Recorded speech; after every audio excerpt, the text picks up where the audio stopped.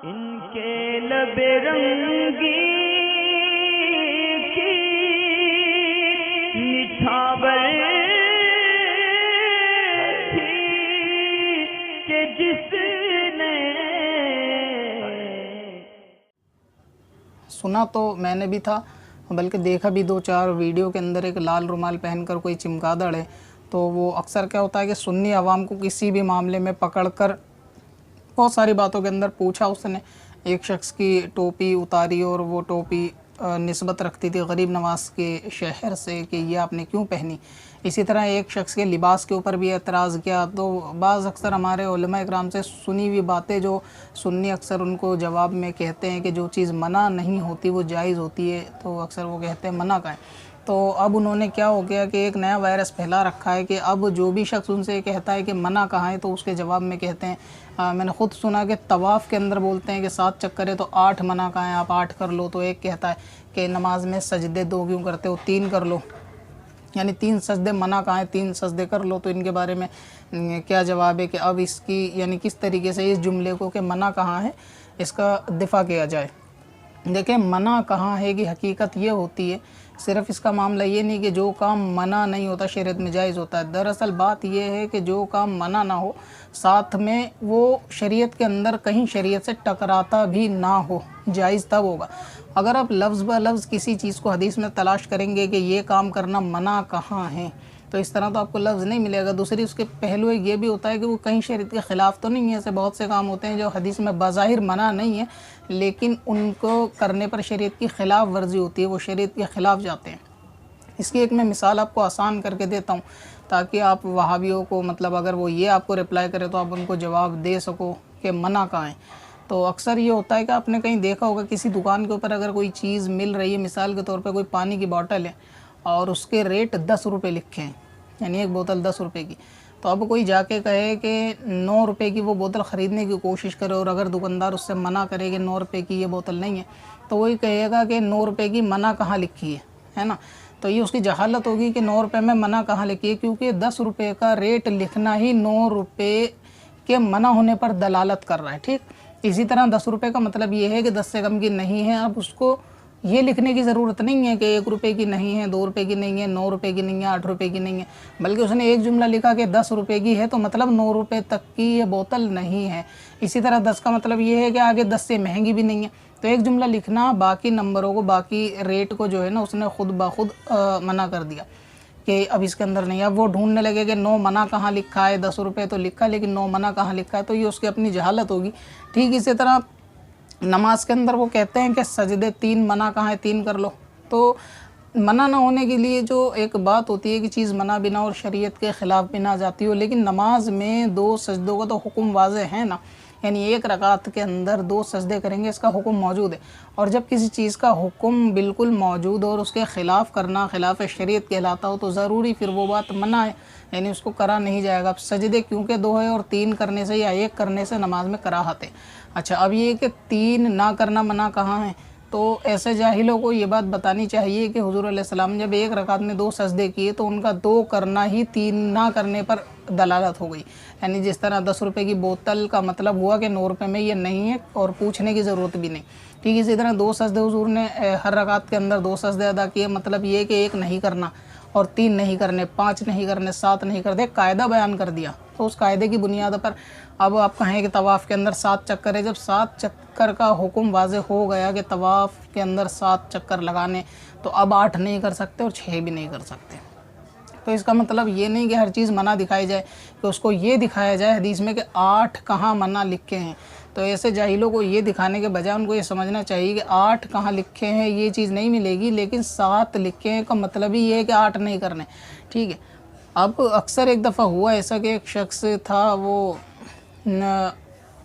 अक्सर मसाइल वगैरह के ताल्लुक़ से वो अक्सर कॉल किया करते थे, तो वहाँ देवबंदी वगैरह की बातों से काफ़ी मुतासिर थे वो, यानी उनके अखलाक को लेकर, और ये कि वो बुराई नहीं करते। तो कुछ पूछने के ताल्लुक़ से अक्सर वो कॉल करते थे। तो उन्होंने एक दफ़ा मिलाद या झंडे वगैरह के ताल्लुक़ से ये चीज़ मालूम करी कि कहाँ से जायज़ है। तो मैंने उनको यही बताया कि इसका जायज़ होना तो इतना है कि कहीं शरीयत में मना नहीं है। तो उनके बाद दिमाग में ये चीज़ आ गई। अब क्या उनको ये चीज़ समझ में आई, तो एक दफ़ा वो अपनी मस्जिद में गए और एक शख्स को वज़ू करते हुए देखा। अब वो शख्स भी सुन्नी था, तो वो गले का मसा कर रहा था वज़ू में, जो यानी मना है। एक्स्ट्रा पानी लेके गले के अगले हिस्से का मसा कर रहा था। तो उन्होंने उसे मना करा कि भाई ये वज़ू का जो है सही तरीका नहीं है, इस तरह मसा नहीं करते। तो उस सुन्नी ने उनको जवाब में ये कहा कि मना कहाँ है। अब वो इस बात से बहुत कंफ्यूज हो गया कि मतलब ये तो अपने लोग ही अगर इस तरीके से दलील देंगे मना कहाँ है, तो हम इसके जवाब में क्या कहेंगे। तो उन्होंने मुझे वापस फ़ोन करा और कहने लगे कि अब ये अपना सुन्नी भाई वो ये कह रहा है कि मैंने उसे मकरू पानी से वज़ू करने के लिए मना किया, तो वो कहता है मना कहाँ है। तो फिर मैंने बताया कि देखें वज़ू का तरीका शरीयत के अंदर बिल्कुल तय यानी किया जा चुका है कि वज़ू इस तरीके से करना है, यानी हर आज़ा को कितनी बार धोना है ये चीज़ बता दी गई। पहले कौन सा आज़ा धोना है, बाद में कौन सा आज़ा धोना है, ये चीज़ साफ़ कर दी गई। तो जो चीज़ शरीयत के अंदर बिल्कुल साफ़ तौर से आ गई तो अब उसकी खिलाफ वर्जी नहीं कर सकते। तो इसीलिए ये काम पे ये दलील नहीं दी जा सकती कि मना नहीं है तो जायज़ है, क्योंकि इसका तो मना होना ही शरीयत से साबित हो रहा है। कोई पहले पैर धोए, फिर मुँह धोए, फिर हाथ धोए वज़ू में, और ये कहे कि बताओ कहाँ मना है कि पहले पैर नहीं धो सकते, तो ये चीज़ तो नहीं मिलेगी वज़ू में कि पहले पैर नहीं धो सकते। लेकिन ये तो मिल जाएगा कि पहले क्या धोना है। तो पहले क्या धोना है मिलना ही इस बात की दलील है कि पहले पैर नहीं धोने। इसके अलावा देखें जायज़ नाजायज़ होने के लिए हुज़ूर अलैहिस्सलाम का एक हदीस की जो डेफिनेशन उलमा इकराम बयान करते हैं, उसके अंदर एक हदीस है तकरीरी, यानी हदीस है कौली, फ़ेली और तकरीरी। से आप सुन्नत भी समझ लें कि कौली सुन्नत, फ़ेली सुन्नत और तकरीरी सुन्नत।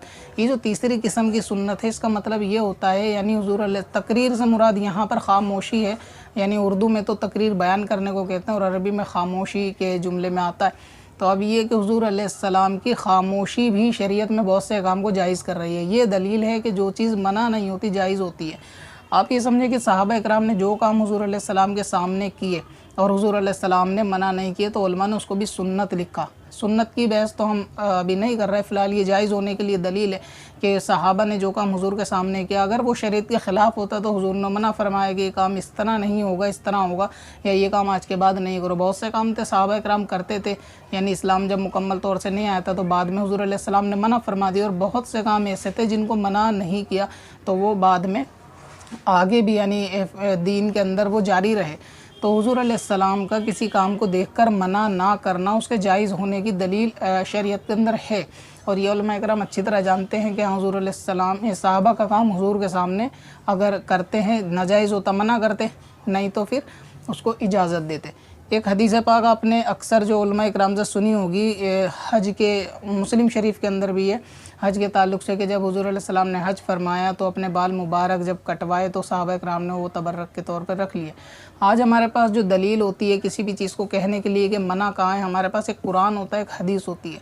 लेकिन सहाबा के दौर के अंदर ये किताबें यानी तहरीरी तौर पर कोई बुखारी और मुस्लिम मौजूद नहीं थी, तो उनके लिए अक्सर दलील क्या हुआ करती थी, कुरान पाक। यानी वो किसी चीज़ को दलील लेते तो कुरान पाक से दलील लेते या हुज़ूर अलैहिस्सलाम से यानी बराह रास्त मालूम किया करते थे। तो ऐसा नहीं था उनके पास कोई तहरीरी किताब इतनी कि बुखारी में देखते या मुस्लिम में। अब अगर सहाबा के अंदर इख्तिलाफ़ होता किसी मामले को लेकर तो वो कुरान पाक के ऊपर पेश करते कि क्या ये चीज़ जायज़ है यानी, या हुज़ूर अलैहिस्सलाम से मालूम कर दें।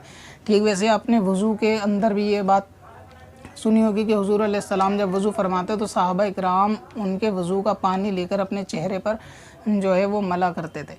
अब ये कि उस वज़ू के पानी को यानी जो पानी आम ज़ुबान में आप कहें कि माए मुस्तमिल है, मकरूह है, उसको इस्तेमाल नहीं कर सकते दोबारा, सहाबा इकराम बरकत के तौर से उसको लिया करते थे। अब सहाबा इकराम ये काम कर रहे हैं और कुरान के अंदर इसका हुक्म भी नहीं है करने का।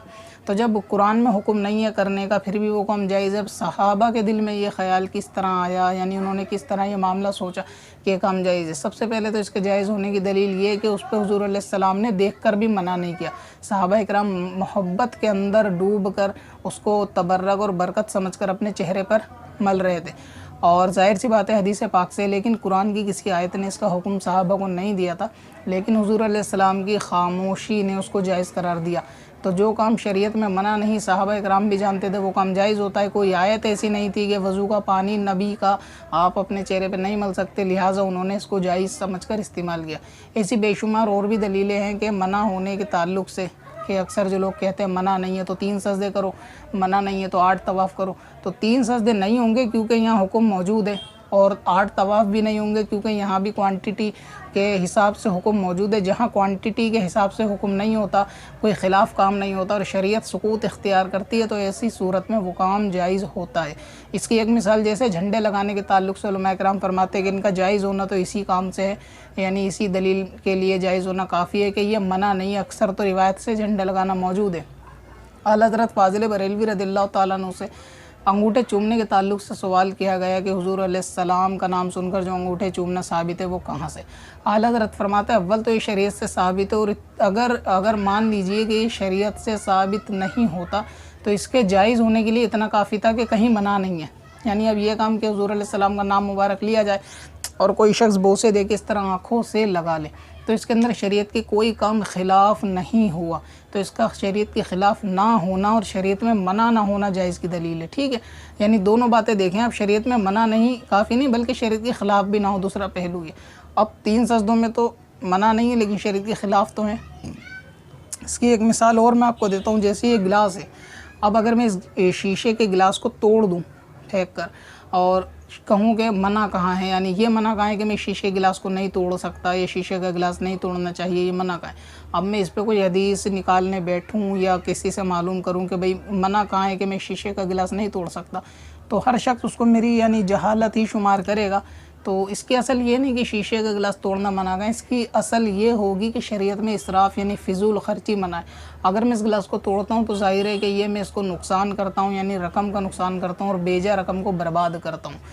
तो इसी तरीके से कोई काम, तो ये मेरा गिलास तोड़ना शरीयत के ख़िलाफ़ करार पाएगा अगरचे मना ना मिले।